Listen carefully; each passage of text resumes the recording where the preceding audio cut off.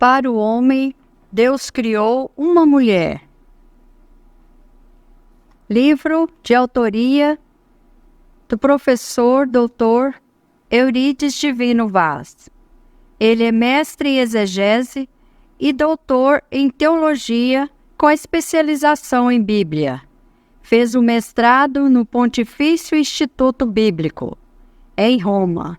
O doutorado e especialização na Pontifícia Universidade Gregoriana, também em Roma. Autor de 13 livros publicados que podem ser acessados no Google através de seu nome completo, Eurídice Divino Vaz. Apresentação.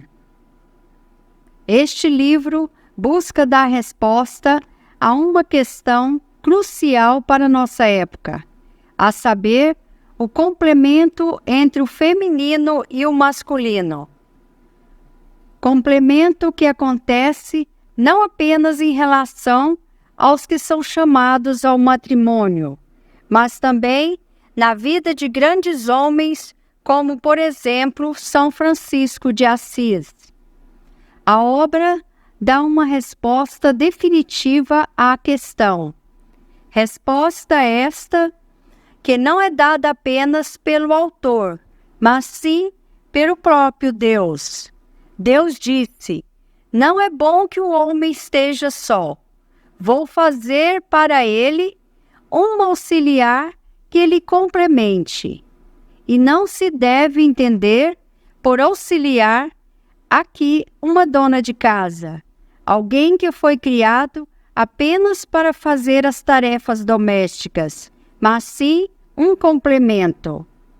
Desse modo, Deus não decidiu criar para o homem 2, 3 ou mais mulheres que lhe correspondam. Ele também não disse que criou para o homem um outro homem que seja o complemento do seu coração. Deus também não decidiu criar para a mulher uma outra mulher que seja a parte integrante de sua vida. Deus muito menos disse que criou para o homem uma criança que lhe complementasse. Ele disse sim que criou para o homem uma mulher que lhe corresponda. Assim, para cada homem, Deus criou uma mulher como parte integrante de seu coração. Não se trata de uma constatação apenas bíblica e, portanto, divina.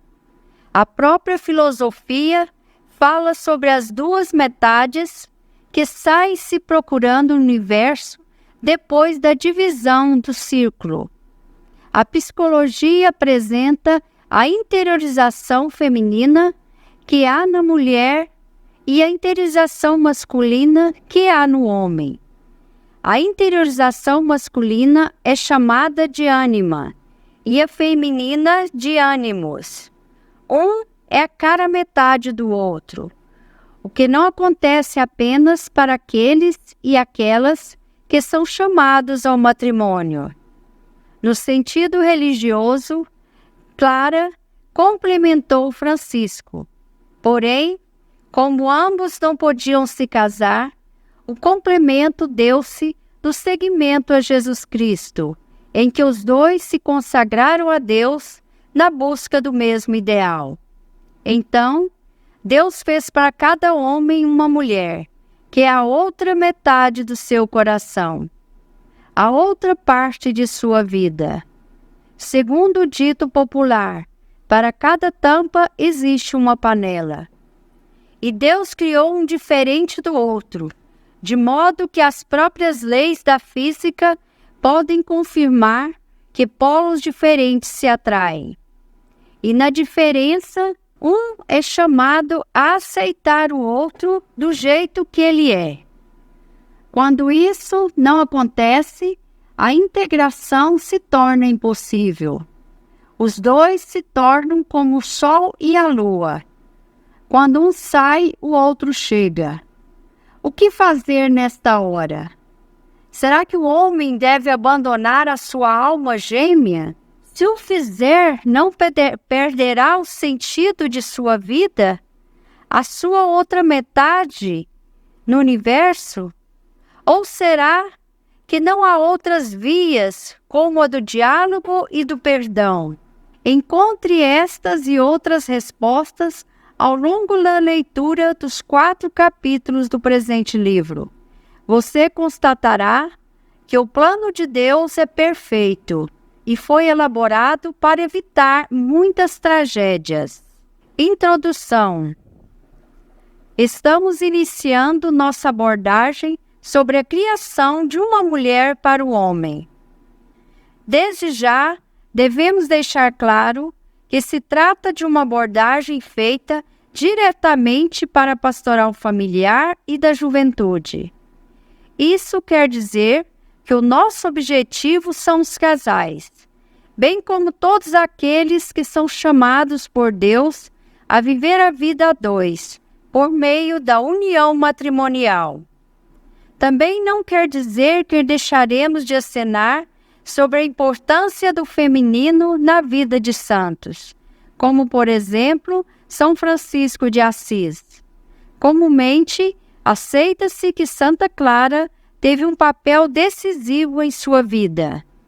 A presente obra está dividida em 4 capítulos.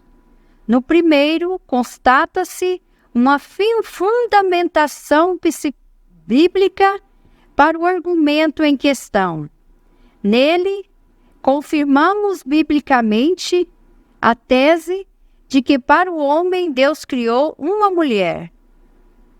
O segundo capítulo é constituído por uma fundamentação filosófica para o nosso argumento.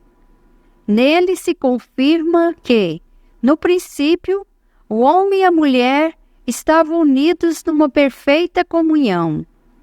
Ela era representada por um círculo perfeito, mas o círculo se divide e uma metade passa a buscar a outra no universo.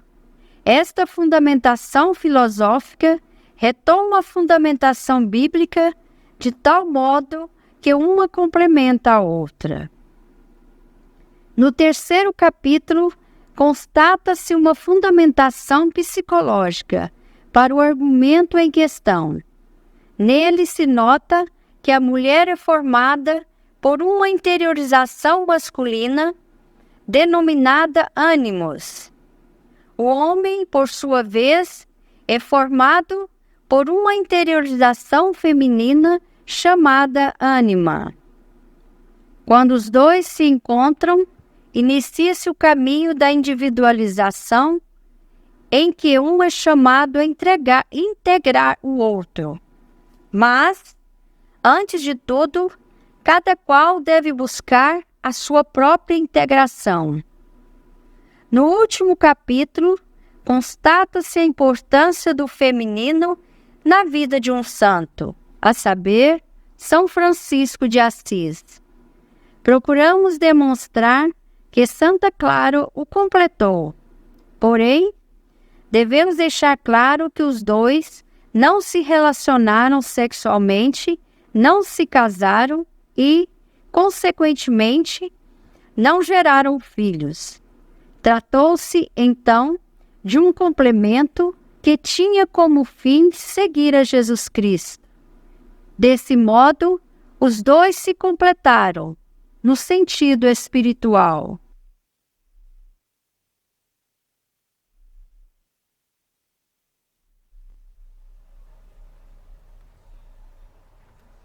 Para o homem, Deus criou uma mulher. Capítulo 1, Fundamentação Bíblica. A comunhão originária. Encontramo-nos no primeiro capítulo de nossa obra. Voltando à proposta inicial, partiremos de um fundamento bíblico para a nossa reflexão. A palavra de Deus é clara. E disse o Senhor Deus: não é bom que o homem esteja só. Far-lhe-ei um auxiliar que lhe corresponda. Aqui não devemos entender por auxiliar apenas alguém que deva executar tarefas, como, por exemplo, aquelas do lar. Trata-se de um complemento.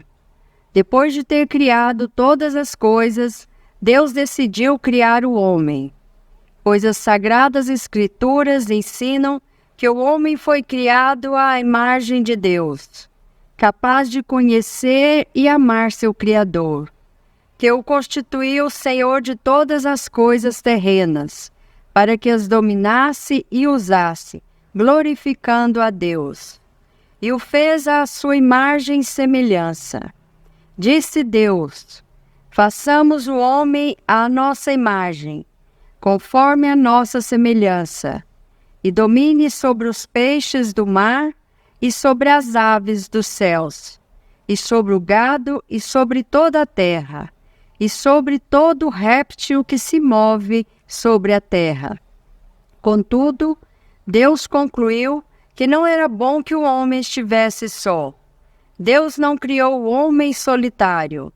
Desde o início, Deus os criou varão e mulher. Sendo assim, esta união constituiu a primeira forma de comunhão de pessoas. O homem é, com efeito, por sua natureza íntima, um ser social. A saída encontrada por Deus Criador foi a de preparar-lhe um complemento. Deus não disse: vou criar 2, 3, 4, 5 ou mesmo várias mulheres para o homem, mas sim uma só. A partir da palavra de Deus, podemos dizer que Ele não decidiu criar um homem que seja o complemento para outro homem, e muito menos 2, 3, 4 ou vários homens para um homem. Deus também não decidiu criar uma mulher que completasse uma outra mulher. Segundo a fundamentação bíblica, não se fala ainda da criação de 2, 3 ou várias mulheres para uma mulher.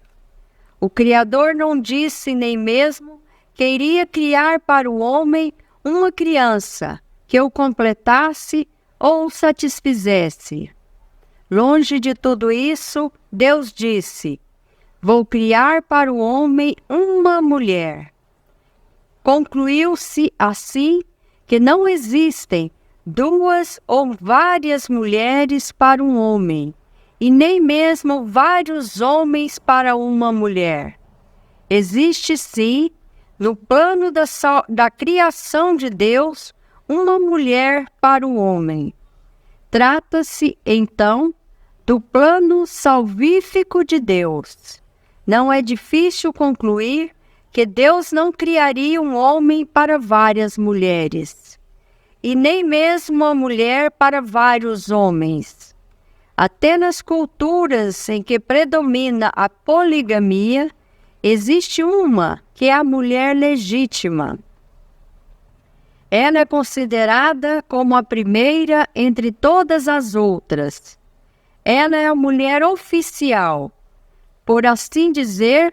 Contudo, a unidade do matrimônio significa a impossibilidade de uma pessoa ficar ligada simultaneamente por 2 vínculos conjugais. Por isso, a unidade opõe-se à poligamia. Na verdade, Deus fez um para o outro. Não fez o homem e depois da união matrimonial legítima, disse-lhe: agora eu quero que você se separe e arrume uma outra mulher. É por isso que muitas mulheres, depois que o marido morre, dizem: eu amei somente um homem em toda a minha vida. E concluem: só existiu um homem em minha vida, que trago comigo no meu coração até hoje. Assim, muitas viúvas tiram a aliança do dedo do marido e a colocam junto com a aliança que trazem na mão esquerda, como sinal de que não existiu e não existirá outro complemento para elas, porém são livres para se casarem de novo. A indissolubilidade é a impossibilidade da dissolução do vínculo conjugal, a não ser por morte de um dos cônjuges.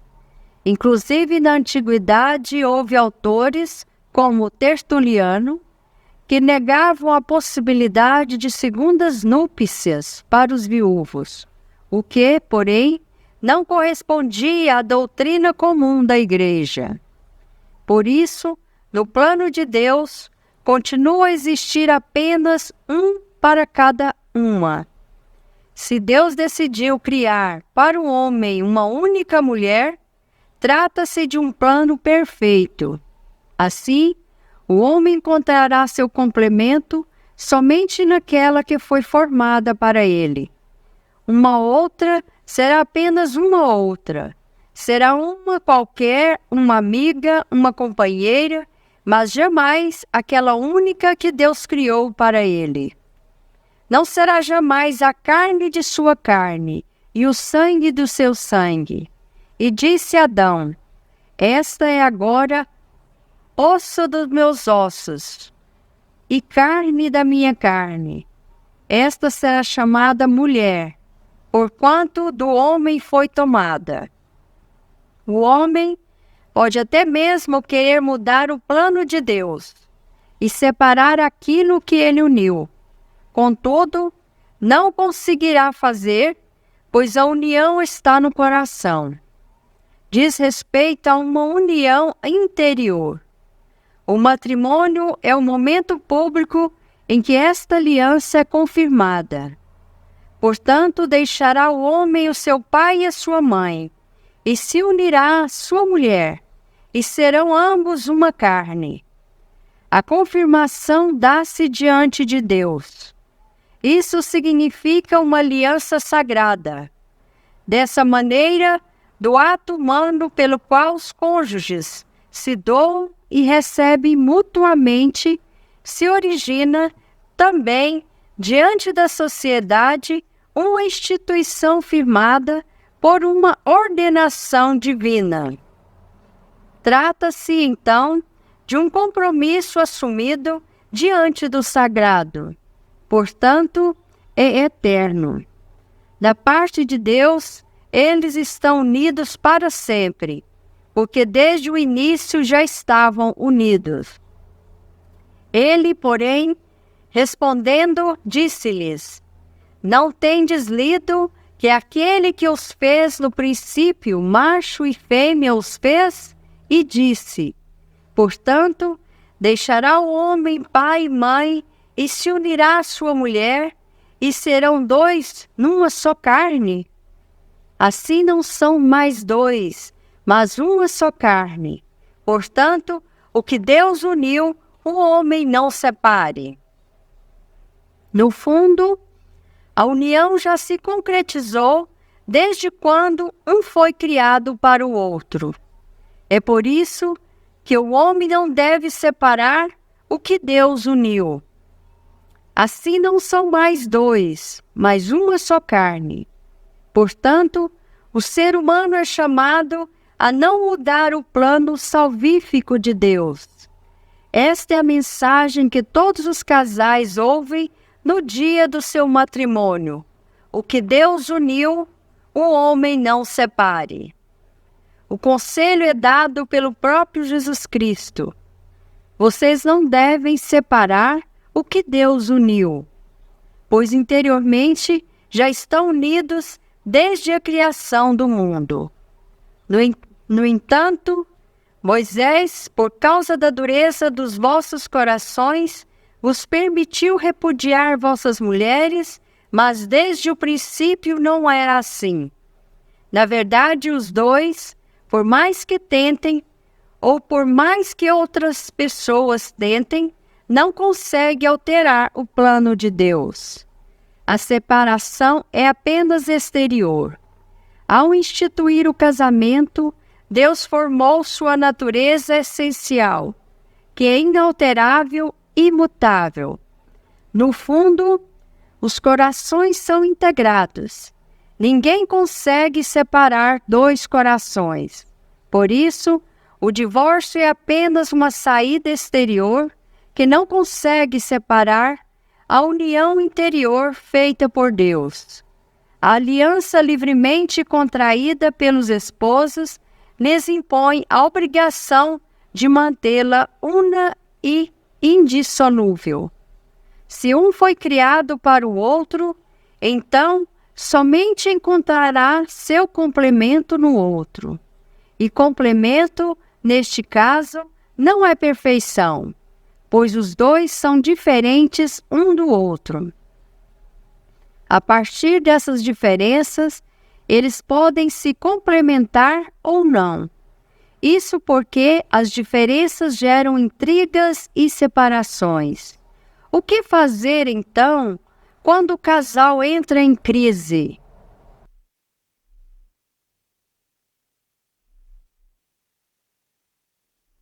Capítulo 1. A oração na reconstrução da família. Os filhos também estão influenciados pelos pais que rezam unidos. A oração deve ser continuada no dia a dia, não apenas no sentido religioso, correspondendo também à educação que são chamados a dar-lhes. Os cônjuges sabem que no ofício de transmitir a vida e de educar, o qual deve ser considerado como missão deles própria, são cooperadores do amor de Deus Criador e como seus intérpretes. Por isso, desempenharão seus mundos com responsabilidade cristã e humana e, num respeito cheio de docilidade para com Deus. Formarão um juízo reto, de comum acordo e empenho, atendendo ao bem próprio e ao bem dos filhos, seja já nascidos, seja que se prevêem nascer, discernindo as condições, seja materiais, seja espirituais dos tempos e do estado de vida, e finalmente, levando em conta o bem da comunidade familiar, da sociedade temporal e da própria igreja. O terço em família é fundamental para a comunhão entre o casal. A oração é basicamente súplica para que a vontade de Deus se realize, que seus projetos ganhem corpo em nossa vida, que nos tornemos instrumentos seus no mundo, a fim de que o Evangelho seja conhecido e vivido. Por isso, o melhor programa de oração aparece na súplica do Pai Nosso. Oração esta que auxilia o casal a não separar a união que está no coração desde o dia em que um foi feito para o outro. A leitura e meditação da Bíblia ajudam a reencontrar a cada dia o caminho a ser seguido. A leitura e meditação de um livro que trata da espiritualidade auxiliam na reconciliação entre os dois. Dentro da igreja, eles podem se engajar na vida da comunidade eclesial.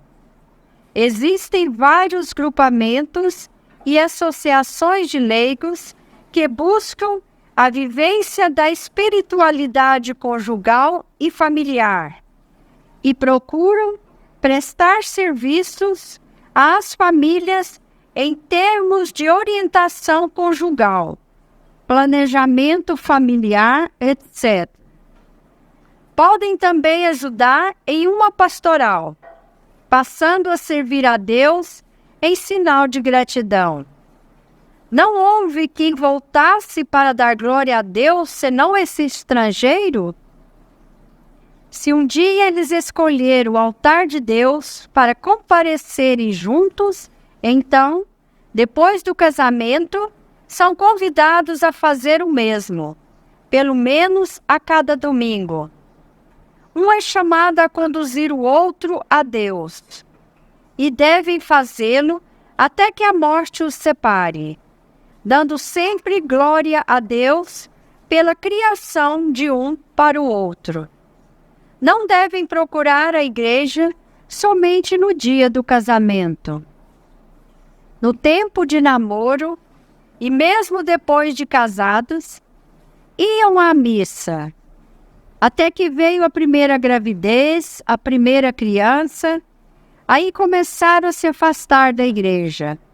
Novos filhos e a prática religiosa ficou reduzida ao mínimo.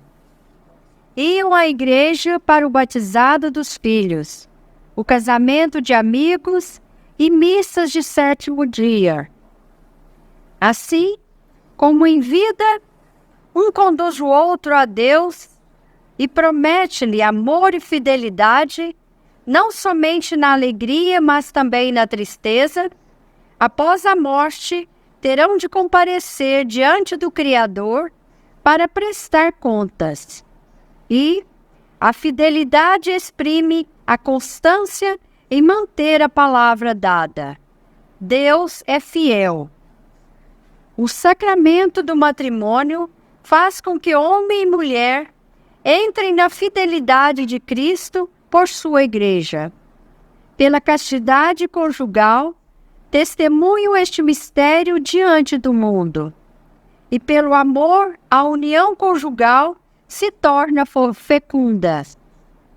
O amor conjugal fecundo exprime-se num serviço à vida em várias formas, sendo a geração e a educação as mais imediatas, próprias e insubstituíveis.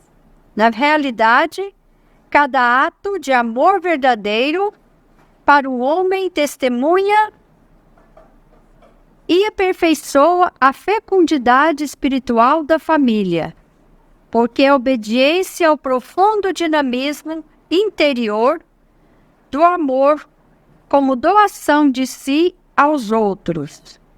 Da mesma forma, como o esposo prometeu amor e fidelidade, não apenas na saúde, mas também na doença, após a morte dela, ele terá de dizer para o Senhor: eis aqui a mulher que me destes como complemento.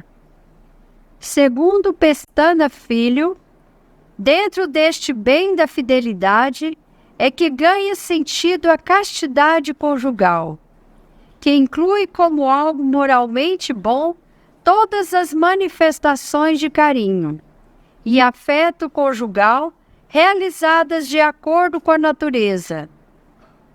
E não deverá fazer como Caim, quando o Senhor lhe perguntou: onde está Abel, teu irmão?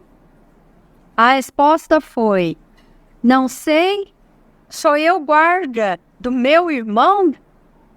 O esposo deve saber onde está a sua esposa. Ele é chamado a honrá-la e respeitá-la em vida para que, depois da morte, possa de novo conduzi-la ao altar eterno de Deus, onde não haverá mais divisão. Viverão eternamente em comunhão. Portanto, não haverá mais necessidade de se unirem em matrimônio. Mas os que forem tidos como dignos de alcançar o mundo vindouro e a ressurreição dentre os mortos, nem hão de casar, nem ser dados em casamento, porque já não podem mais morrer, pois são iguais aos anjos e são filhos de Deus, sendo filhos da ressurreição. Estarão eternamente unidos, assim como já estavam desde a origem. Mas antes, eles devem percorrer este vale de lágrimas. Contudo, não estarão sozinhos. Jesus Cristo como fundamento da vida matrimonial. O fundamento do casal deve ser Jesus Cristo. E não apenas o Jesus glorioso, mas também aquele crucificado. Como foi dito, inicialmente, tudo parece perfeito. O casal não conhece a divisão. Os anos de namoro e noivado, os primeiros anos de casamento, podem parecer um paraíso antecipado aqui na Terra. E realmente o é enquanto vivem em integração. Contudo, com o passar dos anos, começam a enjoar-se um do outro. O casamento que antes era um sonho torna-se um pesadelo. Aquela que era amada passa a ser odiada. O príncipe se transforma em um sapo. A princesa encantadora em uma bruxa. Isso acontece não apenas nos contos de fada, mas também na vida real. A que era vista como única no mundo passa a dar lugar a outras. Em Jesus Cristo, o casal pode superar a solidão. É por meio dele que os dois aprendem a perdoar. Com efeito, Jesus Cristo ensinou os seus discípulos a perdoar. E, quando estiverdes orando, perdoai. Se tendes alguma coisa contra alguém, para que vosso Pai, que está no céu, vos perdoe as vossas ofensas. Jesus não ensinou apenas a perdoar. Isso seria muito fácil. Mas suas palavras se concretizaram em obras. Depois de ter feito somente o bem, ele recebeu em troca o mal. Seus adversários o injuriaram. Ele foi coberto de escárnios. Foi preso como um ladrão. E disse Jesus aos príncipes dos sacerdotes, capitães do templo e anciãos, que tinham ido contra eles: saístes como a um salteador, com espadas e varapaus. Foi humilhado, e os homens que detinham Jesus zombavam dele, ferindo-o. Deram-lhe como prêmio uma coroa, não de glória, mas de espinhos. E tecendo uma coroa de espinhos, puseram na cabeça. E em sua mão direita uma cana. E ajoelhando diante dele, o escarneciam, dizendo: Salve, Rei dos Judeus! Recebeu em face um tapa, e, vendando-lhe os olhos, feriam-no no rosto, e perguntavam-lhe, dizendo: Profetiza, quem é que te feriu? Aquele que comia com ele no mesmo prato o traiu. E foi e falou com os príncipes dos sacerdotes e com os capitães de como o entregaria. Seu primeiro discípulo e apóstolo renegou 3 vezes. E virando-se o Senhor, olhou para Pedro, e Pedro lembrou-se da palavra do Senhor, como lhe havia dito: antes que o galo cante hoje, me negarás 3 vezes. Seus adversários zombaram dele na cruz. Salvou os outros, e a si mesmo não pode salvar-se. Se é o Rei de Israel, desça agora da cruz e crê-lo-emos. Os que são chamados ao matrimônio podem se perguntar: qual foi a vingança de Jesus Cristo? Ele poderia ter perdido ao seu Pai que o libertasse e destruísse todos os seus inimigos. Ou pensas tu que eu não poderia agora orar a meu Pai, e que ele não me daria mais de 12 legiões de anjos? Mas a sua vingança foi o perdão. Ele não pediu a seu Pai que o libertasse. Dizia Jesus: Pai, perdoa-lhes, porque não sabem o que fazem. E repartindo as suas vestes, lançaram sortes. Somente um Deus podia agir assim. Mas nós somos filhos deste Deus. E um filho procura seguir o exemplo do Pai. Jesus nos salva.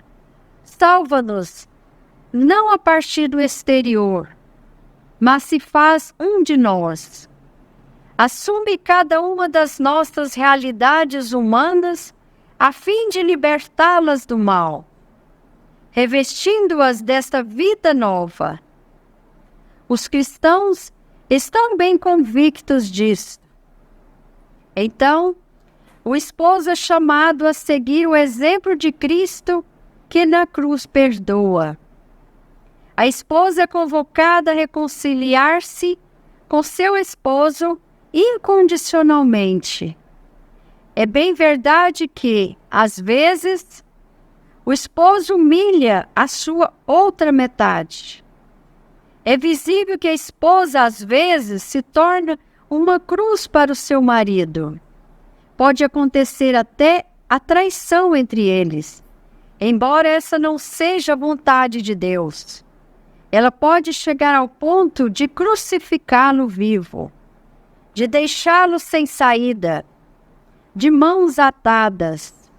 Contudo, eles não têm desculpas, pois o remédio para curar estes males já existe. Em geral, quando alguém está doente, procura um médico. Este dá-lhe uma receita. Tomando o remédio prescrito, pode-se obter a cura da enfermidade. Todavia, a receita para sanar a chaga provocada pelo ódio é o conhecimento do caminho, da verdade e da vida, já indicados por Jesus. Eu sou o caminho, a verdade e a vida. Ninguém vem ao Pai senão por mim. Basta seguir o exemplo de Cristo, que na cruz perdoa a todos. Ele conquista toda a humanidade, não por meio da violência, mas pela via do perdão. Basta olhar para o que fizeram com ele. Porque, se ao madeiro verde fazer isto, que se fará ao seco? Basta concentrar-se na cruz para que o esposo possa perdoar a sua esposa e recomeçar tudo de novo. E perdoar não apenas uma vez, mas infinitamente. Afinal, um é tudo para o outro. Sem um, a vida perde o sentido para o outro. Pela experiência que os casais separados nos transmitem, tudo fica triste, sem sabor. A saída é uma só: reconciliação. E um dos dois deve dar o primeiro passo. Quem ofendeu é chamado a ceder. E, às vezes, até mesmo quem foi ofendido é chamado a abrir-se ao diálogo. O homem não é coisa, mas pessoa. É ser aberto, é feito para a comunicação. Precisa de outros e incessantemente busca comunhão. Comunicação, troca de experiências mais ou menos profundas. Tem necessidade de dar e receber, de estabelecer intercâmbio entre as pessoas. Se o homem é destinado ao encontro, precisará viver em atmosfera de diálogo. Somente no encontro, fomentado pelo diálogo, é que o homem se realiza. O diálogo proporciona o reconhecimento do erro, a quem foi perdido o perdão. Este não deve negar. Isso constituirá um bem mútuo para o casal. Igualmente será um bem para os filhos, para a família, para a igreja, enfim, para o mundo. O que mata o amor é o silêncio. Não sei o que farão outros casais. Nós dialogamos. Falar é muito importante, é a chave. Ainda que a gente esteja com a cara fechada e o outro esteja antipático, é preciso falar. O silêncio, a falta de diálogo, é o que destrói os matrimônios. Mas o casal...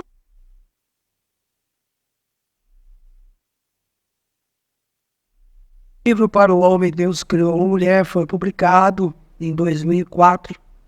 E nessa época eu estava terminando o doutorado em teologia, com especialização em Bíblia na Pontifícia Universidade Gregoriana, em Roma. Tinha feito antes o mestrado em exegese, que nada mais é do que ciências bíblicas, do Pontifício Instituto Bíblico também, em Roma. E a publicação em 2004 foi justamente o resultado de um trabalho que eu vim fazendo 2 anos antes, através de escritos que eu fui guardando a partir da minha experiência com a pastoral familiar, a partir da minha experiência com o encontro de casais com Cristo, a partir da minha experiência em acompanhamento de casais, principalmente através de confissões. Eu, por 18 anos, estive dentro da igreja. Durante 10 anos eu exerci o ministério sacerdotal e por 8 anos eu estudei. E nesse período, então, eu fui recolhendo todo o material para a publicação do livro. E nessa época, ainda não era tão comum esse tipo de relacionamento entre homem com homem, mulher com mulher e assim por diante. Não era comum ainda ver um homem beijando outro homem, uma mulher beijando outra mulher, uma mulher andando de mãos dadas com a outra na rua ou estando de mãos dadas em algum outro ambiente, ou mesmo em relação a um homem de mãos dadas com outro homem.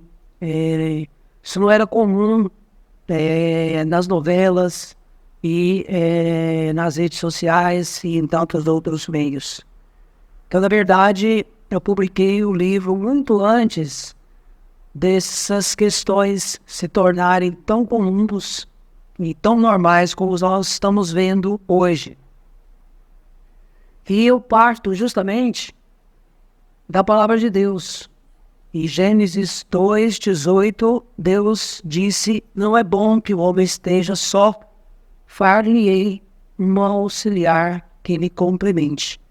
E por auxiliar aqui nós não devemos entender uma dona de casa, mas sim uma mulher que complemente o homem. Deus disse: não é bom. O próprio Criador de todas as coisas, depois de ter criado o universo, depois de ter criado o céu e a terra, os animais, os peixes, os mares, chegou à conclusão que não é bom que o homem esteja só. E, a partir disso, então, ele cria para o homem uma mulher que ele complemente.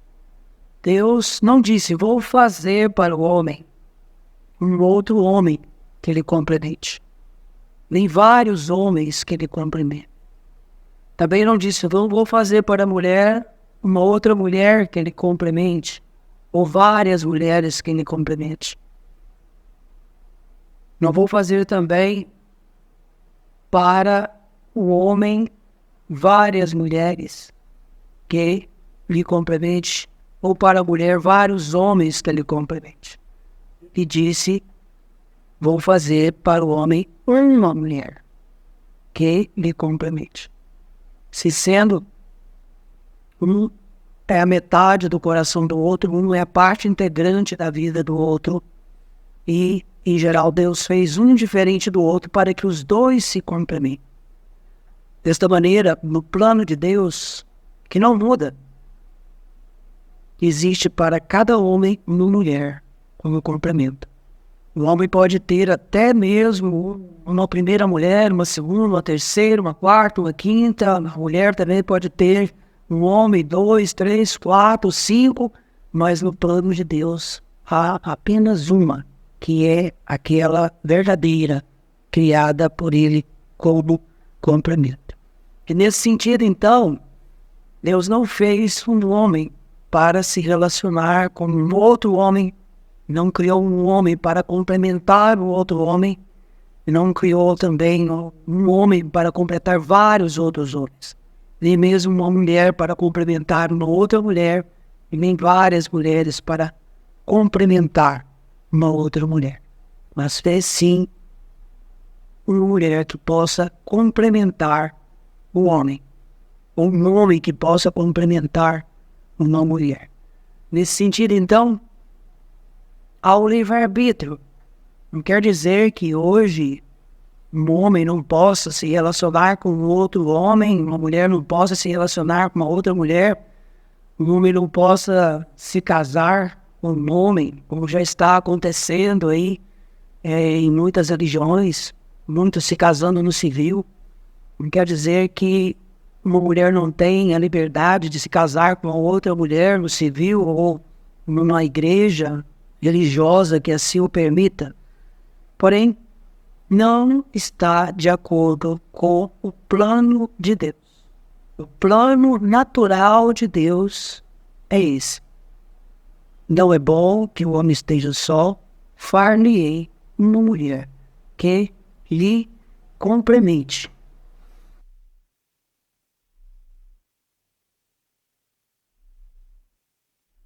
São Francisco de Assis, e assim é chamado justamente porque ele nasceu em Assis, na Itália, foi um homem de classe rica. Seu pai era comerciante, queria que ele fosse um grande cavaleiro, como era costume naquela época. Como hoje o pai quer que o filho seja um doutor, que ele se forme em engenharia, que ele tenha uma faculdade, a mãe quer que a filha seja uma doutora, uma médica, tenha um mestrado, um doutorado. Naquela época, ser um cavaleiro era algo buscado por todos, era algo que dava status. Porém, ele não quis seguir a vontade do seu pai carnal, mas sim a vontade do seu pai que estava nos céus para ele, Deus. E, portanto, decide viver de modo pobre, obediente e casto.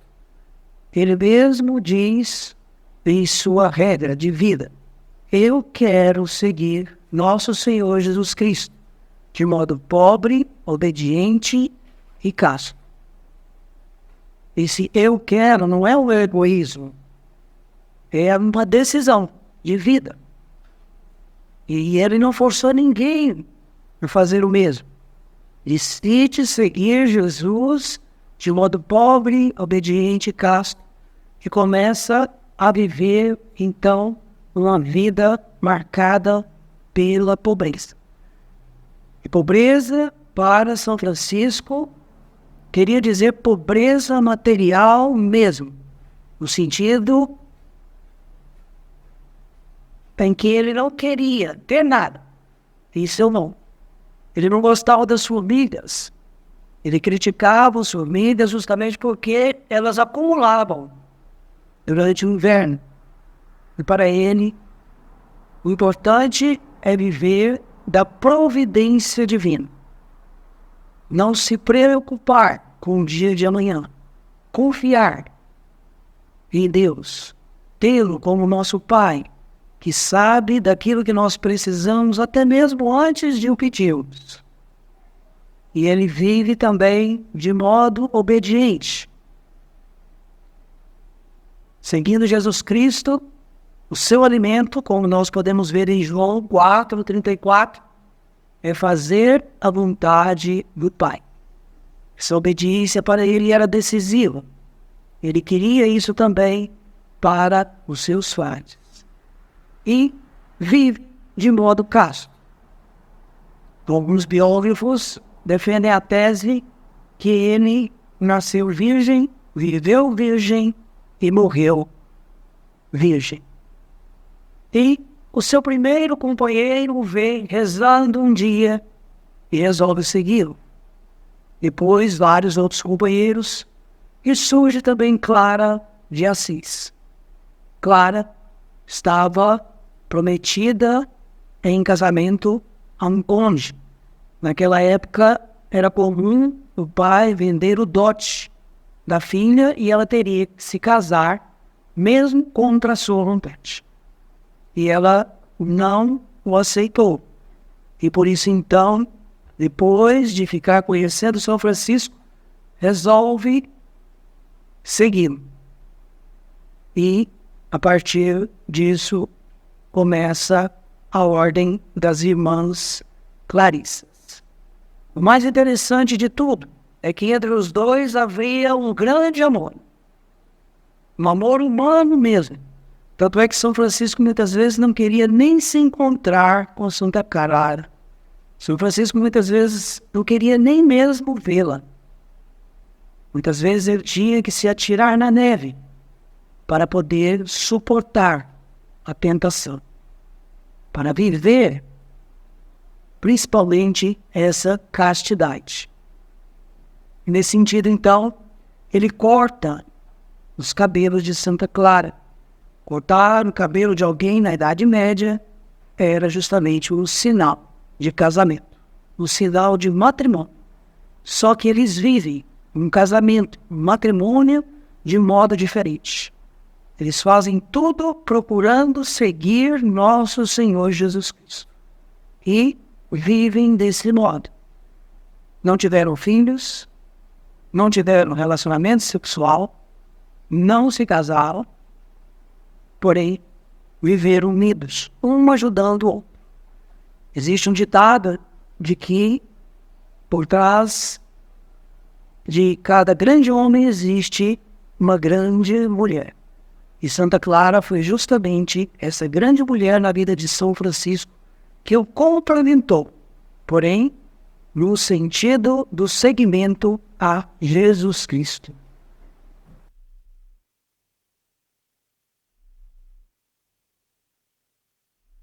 Eu sou hoje um sacerdote, casado. Exerci o ministério sacerdotal por 10 anos. E estudei durante 8 anos. Então, vivi dentro da Igreja Católica, por assim dizer, durante 18 anos. E sei muito bem o que é a vida sacerdotal, o ministério sacerdotal. E, como padre casado há 10 anos, também sei o que é a vida matrimonial, a experiência do matrimônio. Posso dizer claramente que o matrimônio não impede de forma alguma o exercício do ministério sacerdotal. Tanto é que eu e minha esposa vamos à missa todos os dias, comungo todos os dias, tenho 1 hora de oração pessoal diária, continuo hoje lendo e ouvindo a Bíblia em mais de 10 idiomas, continuamos nossas peregrinações à Trindade, nossa vida de jejum e de oração, e isso nada atrapalha em relação à vivência no ministério sacerdotal. Justamente porque eu posso celebrar normalmente como padre casado todos os dias, assim como a missa todos os dias. E isso torna claro de que o sexo não é tudo dentro do casamento. O celibato foi instituído dentro da Igreja Católica Apostólica Romana, justamente na Idade Média, por causa dos grandes feudos que a Igreja possuía. E assim, os padres morriam e depois existia toda uma questão de herança com quem ia ficar esses feudos. Também por causa do puritanismo, o padre tinha que ficar uma noite antes e uma noite depois de celebrar a Eucaristia sem ter nenhum contato com sua esposa. Ou seja, o sexo se tornou praticamente algo impuro. E nós sabemos perfeitamente que Jesus Cristo, quando chamou os seus primeiros discípulos, depois constituiu os 12 apóstolos, enviou 72 pelo mundo, em momento algum se preocupou com a questão do celibato, ou seja, deles serem casados ou não. Pedro, por exemplo, primeiro Papa da Igreja Católica Apostólica Romana, que era casado. Jesus, inclusive, curou a sogra de Tena. Nesse sentido, então, nós percebemos que a Igreja está perdendo muito por causa da não liberação do celibato. Eu escrevi até um artigo há algum tempo atrás, que o título é Celibato, hora de se tornar opcional. Isso quer dizer que quem quiser se consagrar somente a Deus, então que busque uma ordem religiosa, faça um voto de pobreza, castidade e obediência, procure vivê-los e se consagre totalmente a Deus.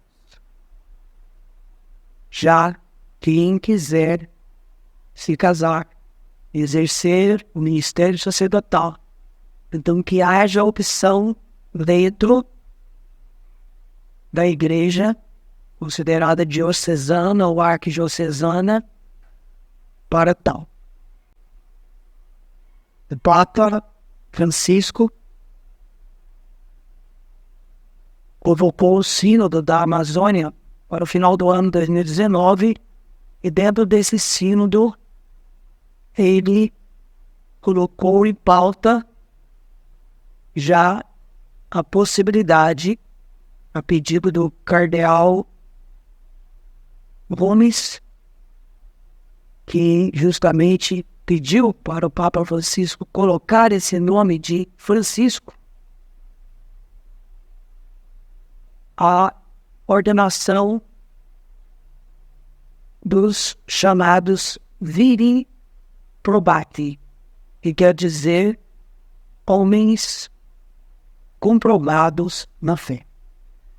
E isso, ao meu ver, seria para a igreja uma grande saída, para que o Evangelho de nosso Senhor Jesus Cristo continuasse sendo proclamado em toda a terra.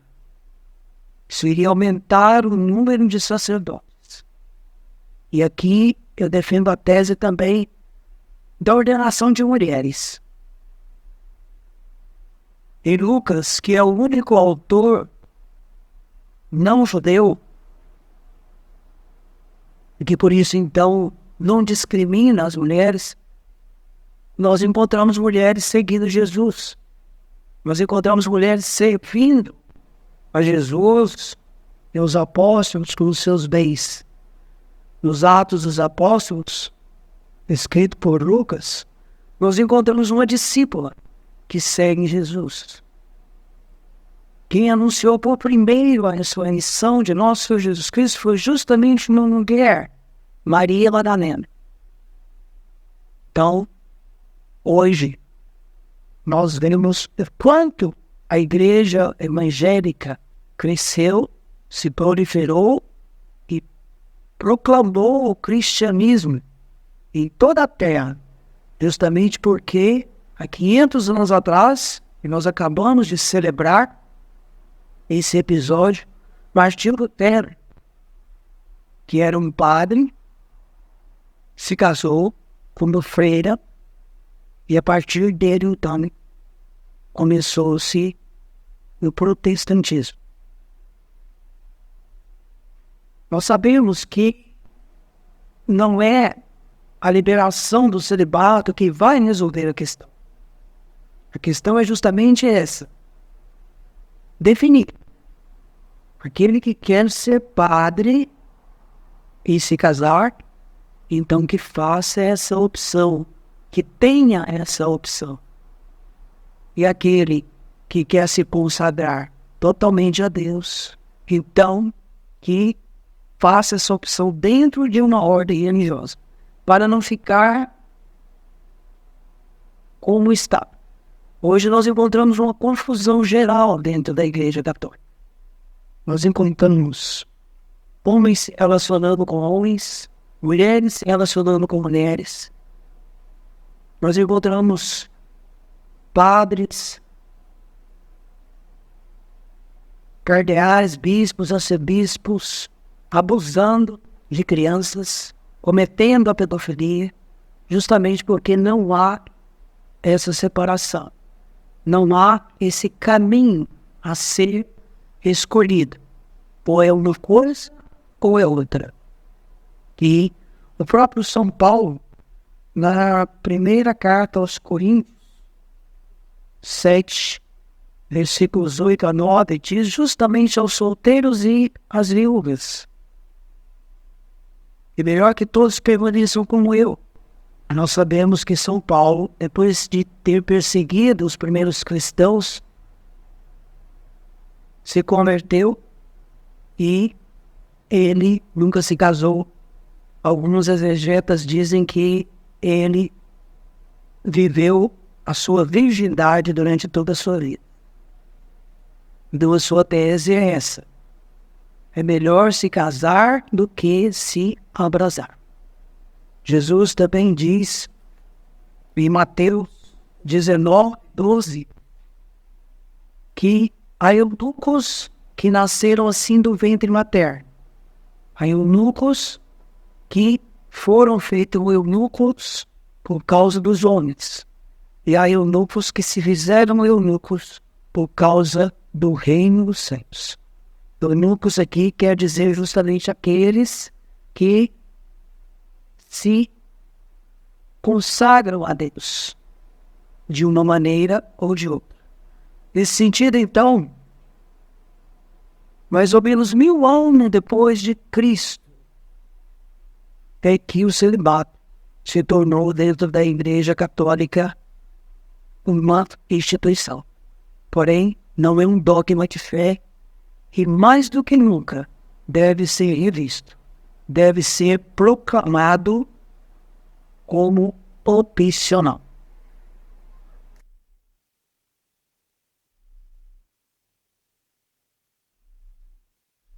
Eu defendo uma tese que no fundo não é minha, mas é do próprio Deus, e que já foi escrita 3000 anos antes de Cristo, onde se diz em Gênesis 2,18, não é bom que o homem esteja só, far-lhe-ei uma mulher que lhe complemente. Então Deus não disse: vou fazer para o homem uma criança que lhe complemente, ou várias crianças que lhe complemente, mas uma mulher. A pedofilia em si é abominável diante de Deus. Ela é um crime e quem a comete deve ser punido. Deve ser encaminhado a um tratamento psiquiátrico, psicológico, porém, ela não é aprovável diante de Deus. Hoje em dia nós sabemos que dentro da Igreja Católica Apostólica Romana, principalmente nos Estados Unidos, há vários casos de pedofilia. A igreja está pagando caro indenizações por causa de padres, de bispos, de cardeais, de arcebispos e tantos outros que estão cometendo esse tipo de crime. Isso acontece também em outras religiões, acontece em nossa sociedade, acontece no mundo inteiro. E é abominável diante de Deus justamente porque a criança é indefesa e ela se deixa levar pelo adulto. Ela se deixa levar por causa de um brinquedo, ela se deixa levar por causa de uma atração, seja ela qual for, e com isso o adulto vai conduzindo a criança até a pedofilia. E a criança, com certeza, fica traumatizada por causa disso. Ela vai levar esse tipo de crime cometido contra ela por toda a sua vida como uma chaga, como algo que vai marcá-la profundamente e eternamente. E a culpa é justamente do adulto. Eu, no meu livro, falo que Deus não criou um homem para se relacionar com outro homem, nem uma mulher para se relacionar com outra mulher. Porém, digo que há o livre-arbítrio no sentido de que são adultos. Possuem mais de 18 anos, podem decidir, podem fazer o que querem da vida. Tem as suas consequências. Vão pagar por isso. Nós hoje sabemos que a consequência do relacionamento entre homem, mulher com mulher, são justamente a AIDS, tantos outros tipos de doenças, tantos outros tipos de problemas que enfrentam. Mas em relação à pedofilia, Jesus é categórico. Ele fala em Marcos 9:42 que é quase impossível que não aconteçam escândalos. Mas, para aquele que cometer algum escândalo contra qualquer um desses pequeninos, seria melhor que lhe fosse amarrada uma pedra de moinho no pescoço e se atirasse no mar. Pedra de moinho é uma pedra muito pesada. É uma pedra utilizada para poder moer os grãos. E, uma vez amarrada no pescoço, então vai levar lá para as profundezas, lá para o fundo do mar. Nesse sentido, então, Jesus defende os pequeninos. E os pequeninos aqui não são apenas as crianças, que a gente poderia considerar aí até os 12, 14, 18 anos de idade. Mas são também todos aqueles que se fazem pequenos. Jesus diz que quem não se fizer menor, ou que quem não se fizer como uma criança, não entrará no reino de Deus. Então, nesse sentido, a pedofilia, que hoje está sendo algo quase que comum, mas que continua encoberto, principalmente dentro da igreja, está provocando tragédias, está provocando estragos nas vidas de muitas pessoas. E talvez o fato dela acontecer principalmente dentro da igreja seja justamente porque o celibato hoje se tornou algo não opcional, algo obrigatório. E isso faz com que muitos busquem então em crianças o seu refúgio, o seu prazer, e com isso vão se conduzindo à morte, levando também à morte esses indefesos.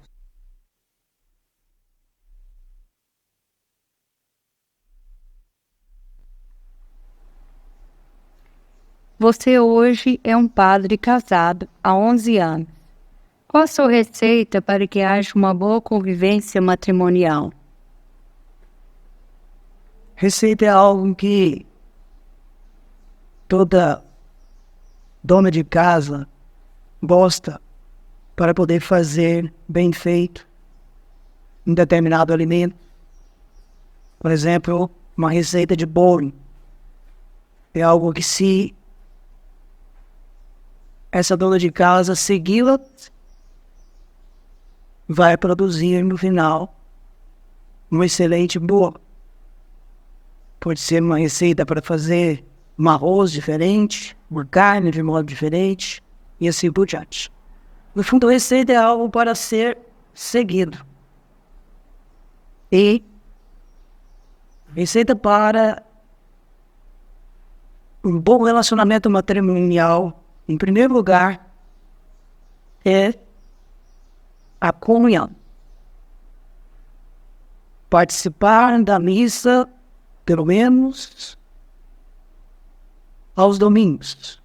Receber a comunhão. Receber Deus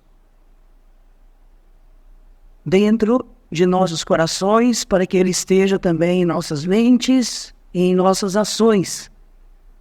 E assim o casal pode viver em comunhão no dia a dia. Em comunhão com o próprio Deus, cada um em comunhão consigo mesmo, com o próximo, o outro com todas as criaturas. No fundo, essa primeira receita é o próprio Deus, aquele que se faz o nosso alimento. Nós, em João 6,56, ouvimos Jesus dizer: quem come a minha carne e bebe meu sangue terá vida em mim e eu nele. Ora, que coisa mais importante para um casal: deixar que Jesus tenha vida em nós e nós tenhamos vida nele. E o ideal seria até mesmo participar da comunhão todos os dias. Nós, antes de recebermos a comunhão, ouvimos a seguinte frase: felizes os convidados para a ceia do Senhor. Imagine vocês, muitas vezes somos convidados para participar de um almoço, de uma festa, e vamos com alegria, vamos de modo feliz. Assim também deve ser em relação à ceia do Senhor, à comunhão. O casal em si vai à igreja para se casar diante de Deus, e depois disso é chamado a continuar participando dessa comunhão. Segunda receita é a oração pessoal. O próprio Jesus, em Mateus 26:6, na hora de sua última agonia no Getsêmani, diz: orai e vigiai, para não cairdes em tentação. E tentação aqui não é apenas tentação carnal, onde o esposo pode trair a sua esposa ou vice-versa, mas qualquer outro tipo de tentação, material, espiritual, seja o que for. Passar 1 hora do dia em oração, em comunhão com Deus. O próprio Jesus nos ensinou a rezar a oração do Pai Nosso, e todos os dias levantava antes do nascer do sol para se colocar em oração com seu Pai. Muitas vezes passava a noite toda em oração. Antes de escolher os 12 apóstolos, ele sobe a montanha e passa a noite toda rezando, justamente porque tinha que tomar uma decisão muito importante no dia seguinte, e não podia cair em tentação. Uma terceira receita é a leitura da Bíblia, a meditação da Bíblia e a colocação em prática da palavra de Deus. Hoje temos várias formas de lê-la. Eu comecei a ler a Bíblia com 9 anos de idade. Minha mãe comprou uma Bíblia para ela, outra para minha irmã, outra para mim. E a da minha mãe ficava lá aberta nos Salmos. Cada dia ela lia um trecho dos Salmos. A da minha irmã ficou fechada, nunca abriu. E eu peguei aquela Bíblia, a época da edição Paulinas, uma Bíblia enorme, e comecei a ler. A cada dia eu li uma página. Com 12 anos eu terminei de fazer a primeira leitura completa da Palavra de Deus. Recomecei com 15 anos, terminei de lê-la novamente, pela segunda vez. Depois passei a ler o Novo Testamento, porque me cansei demais do Antigo. Muitas guerras, muitas brigas, ainda não tinham chegado a Jesus Cristo. Até hoje nós sabemos que os judeus estão no Antigo Testamento, ainda não atravessaram o Jordão. Uma outra receita seria a leitura de um livro espiritual, um bom livro. Mais uma receita é o diálogo. No meu livro Para o Homem, Deus Criou uma Mulher, eu cito o exemplo de um casal que diz assim: eu não sei o que vocês fazem, nós dialogamos. Diálogo. Em grego, dia quer dizer através, logos quer dizer palavra. Através de um discurso. Um fala, o outro escuta, o outro intervém e eles seguem dialogando. Dialogando sobre tudo, conversando, partilhando, não deixando o sol se pôr, sem ter um momento para o diálogo. No mundo marcado pela internet, pelo celular, onde nós passamos, às vezes, o dia todo no WhatsApp, no Facebook, no YouTube, diante de um computador, o diálogo está se tornando uma das coisas não mais buscadas, principalmente pelos casais. Às vezes um casal está ao lado do outro, mandando mensagem, um para o outro, mandando um texto, mandando um vídeo. Não quer dizer que está errado. A questão é que muitas vezes eles não conseguem dialogar, conversar. Uma outra receita é o perdão. Fundamental.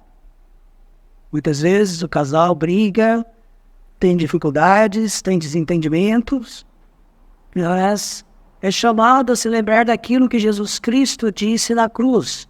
Em Lucas 23:34, Jesus, depois de ter feito somente o bem, foi crucificado e diz: Pai, perdoai-lhes, porque não sabem o que fazem. Hoje, nós sabemos muito bem o que estamos fazendo, porque temos a palavra de Deus que nos orienta e que nos conduz. Portanto, devemos fazer de tudo para não provocar a briga, para não ser necessário nem mesmo o perdão. Mas uma das receitas fundamentais, e não pensem vocês que agora eu vou escovar os dentes, mas vou usar um exemplo. E esse exemplo foi dado através de um artigo que uma vez eu escrevi em um jornalzinho de uma paróquia. Foi dado por um casal de artistas que estava para completar 50 anos de matrimônio. Vocês sabem muito bem como que é difícil para os artistas viverem a vida a dois, viverem a vida matrimonial. A maioria casa-se, separa-se, ou muitas vezes nem se casa e se deixam levar. Tem 1, 2, 3, 4 mulheres, a mulher tem 1, 2, 3, 4 homens.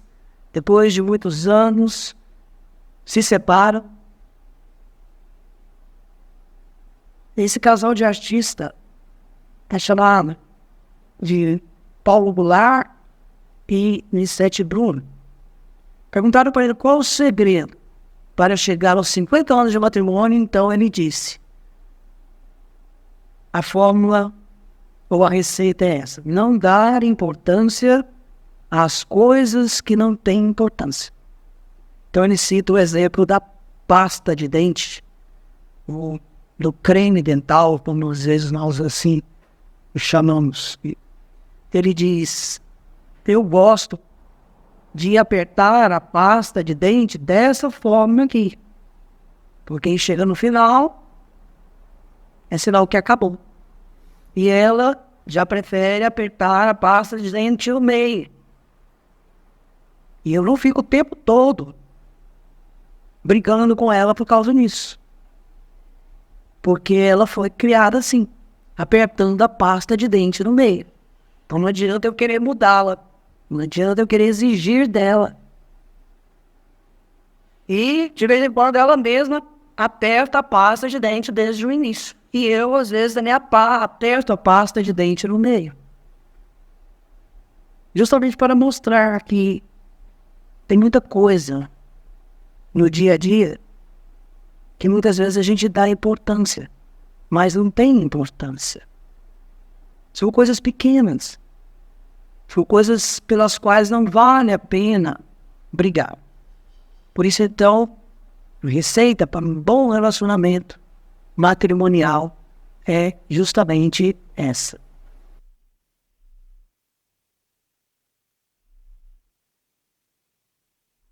Muitas vezes dizemos que eu te amo, a pessoa amada. E é muito fácil dizer essa expressão quando se trata de quem amamos. O difícil é amarmos os nossos inimigos, aqueles que nos feriram, magoaram, traíram, abandonaram e assim por diante. Jesus nos diz claramente em João 15:13 que ninguém tem maior amor do que aquele que dá a sua vida pelos seus amigos. E foi o que ele fez. Ele também nos afirma em Marcos 10:7 que o homem deixará seu pai, sua mãe, seus irmãos, suas irmãs, sua casa e se unirá à sua mulher e os dois se tornarão uma só carne.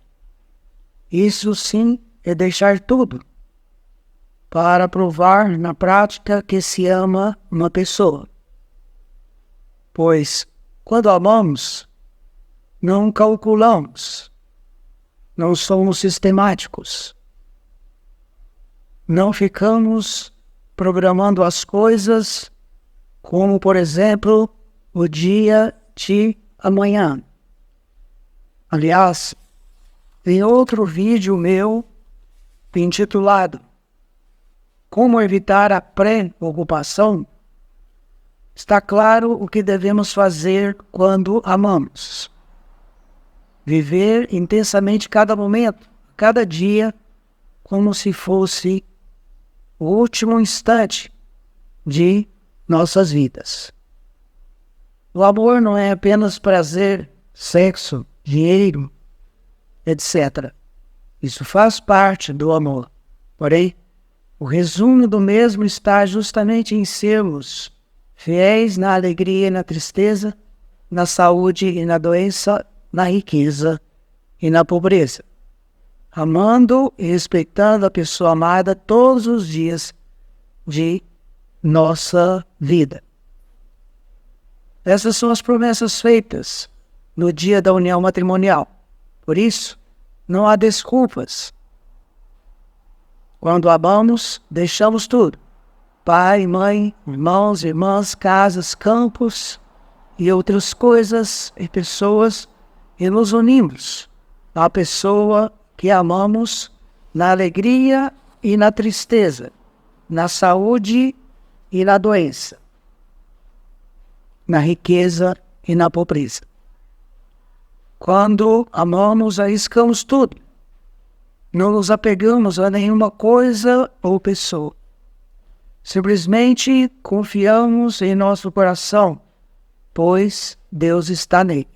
E, através da oração pessoal, através da participação na vida da igreja, seja ela qual for, principalmente recebendo o Cristo consagrado, se possivelmente diariamente, através do nosso trabalho, a nossa dedicação, através de uma formação cultural e religiosa, vamos concretizando esse amor no dia a dia.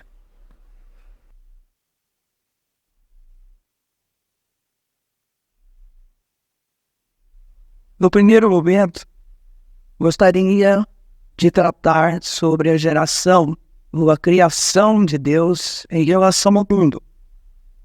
Em outro vídeo publicado anteriormente, já abordei sobre o tempo de Deus, ou seja, o tempo de Deus Criador, em hebraico, Elohim.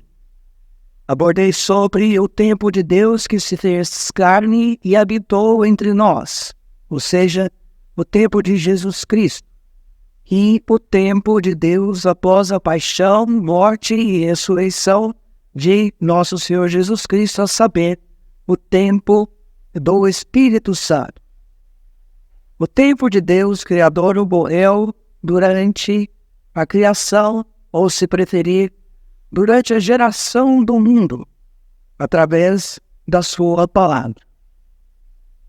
E ele não criou sozinho, pois a decisão foi tomada juntamente com o Filho Jesus Cristo e o Espírito Santo, o nosso advogado, consolador e defensor. Em Gênesis 1:26 é dito, na primeira pessoa do plural, façamos o homem à nossa imagem, conforme a nossa semelhança. Tudo era perfeito até o surgimento do pecado original, quando desobedeceram o Criador e comeram do fruto da árvore do bem e do mal. A partir disso, surgiu então o que podemos chamar de plano B. Jesus se tornou Deus conosco para nos recriar. O seu tempo durou cerca de 33 anos, enquanto que o tempo de Deus Criador durou cerca de 3.000 anos. Antes da ascensão do Deus Filho ao céu, ele não nos deixa órfãos, pois nos envia o Espírito Santo para continuar cuidando da criação, de tudo o que foi gerado. E no tempo do Espírito Santo, que estamos vivendo há mais de 2.000 anos, nós podemos experimentar como que o Deus Espírito Santo continua agindo, atuando, nos direcionando sobre aquilo que devemos falar a cada momento, a cada instante de nossa vida. E é por isso que a cada vez nós somos chamados a pedir a Deus o Espírito Santo em cada decisão, em cada mensagem de WhatsApp, em cada reunião, em cada videoconferência. Basta dizer, Pai, me conceda o Espírito Santo. E Ele vai nos orientar, nos defender, nos consolar e nos proteger. Porém, entre Deus Pai, Deus Filho e Espírito Santo, nunca houve separação. E Deus continua cuidando da sua criação a cada instante. Há um ditado que diz que nenhuma folha seca cai de uma árvore sem a permissão de Deus. O mesmo é chamado a fazer em relação a quem gera um filho ou uma filha nesse mundo. A convocação é para que tenha o mesmo cuidado de Deus. No primeiro momento, esse cuidado deve ser espiritual, encaminhando o filho ou a filha para o batismo, primeira Eucaristia, Crisma e os outros sacramentos. A participação dos pais, juntamente com os filhos, na vida da igreja, seja ela qual for, também é decisiva, pois sem o exemplo deles, o filho ou a filha não terão o cuidado espiritual. A vida de oração pessoal em família, a leitura da Bíblia individualmente ou em família, também são atitudes decisivas para que o filho ou a filha tenham os cuidados espirituais necessários para o crescimento da fé. O outro cuidado é o material. Desde a geração, o pai e a mãe são responsáveis pelo filho ou a filha. Os filhos não pediram para vir ao mundo. Foi uma decisão deles. Ou pelo menos do pai ou da mãe, sendo que muitas vezes um ou outro não querem gerar um filho ou filha. Esse cuidado material implica em dar assistência ao filho ou à filha desde a gestação até a idade adulta. Essa assistência implica em conceder condições de tratamento, de saúde, educação, alimentação, moradia, transporte e outros. Trata-se, então, de não apenas colocar um filho ou uma filha no mundo, mas, acima de tudo, de criá-los, educá-los, principalmente dando-lhes um exemplo de vida. A responsabilidade da criação e sustento não é, num primeiro momento, do avô, da avó, do padrinho, da madrinha, do tio ou da tia, bem como de outras pessoas próximas. Esses podem até ajudar, caso seja possível. A responsabilidade é, acima de tudo, do pai e da mãe que os geraram.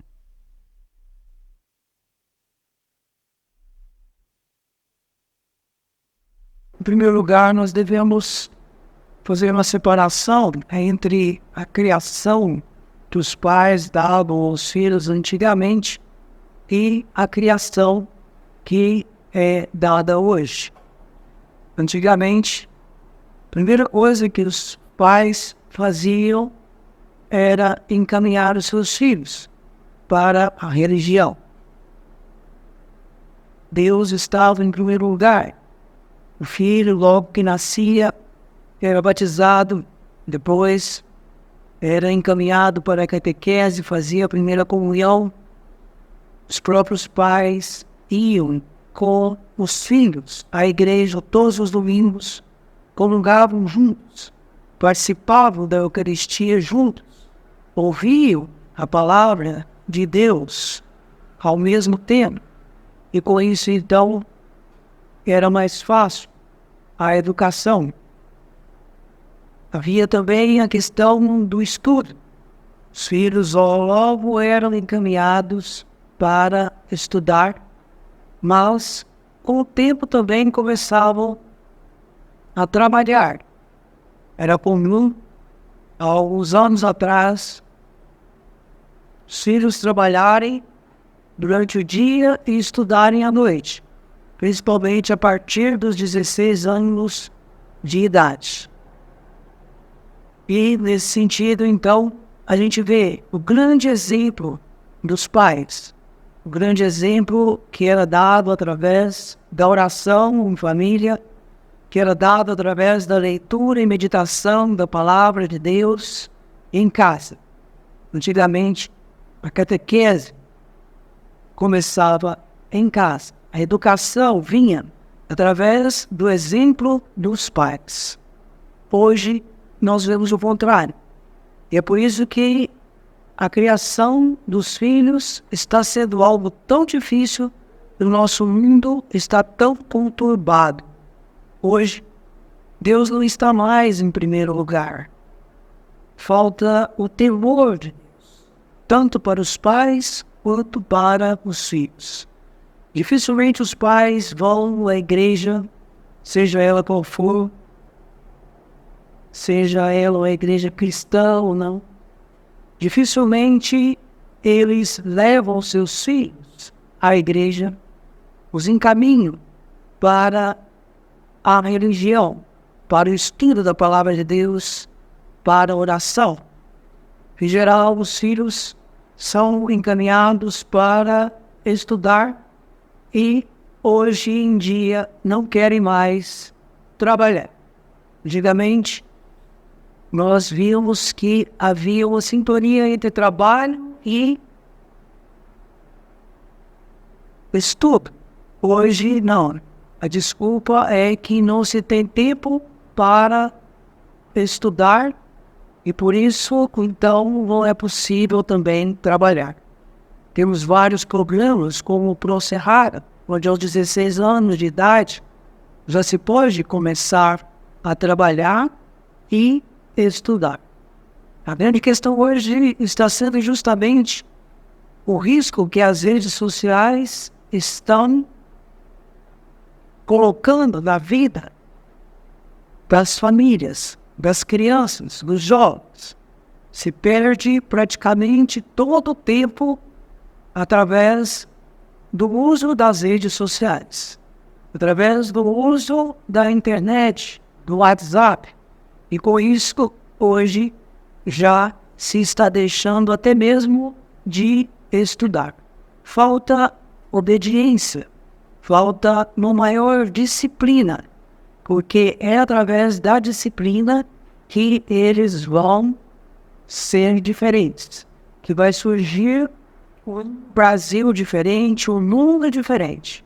Do contrário, nós vamos continuar vendo tudo aquilo que nós costumamos assistir todos os dias.